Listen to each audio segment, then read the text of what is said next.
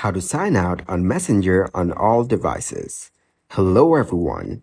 In this video, I will show you how to sign out of Messenger on all devices. To start the process, open your Messenger application on your mobile device.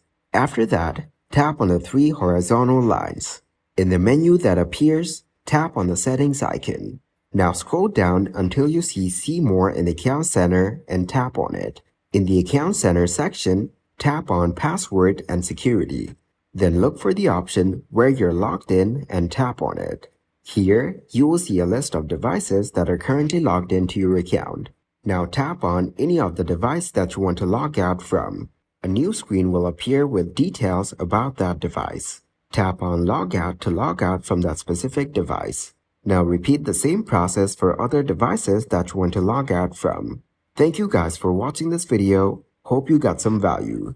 Make sure to like the video and subscribe to the channel to get notified of new videos. See you in the next one.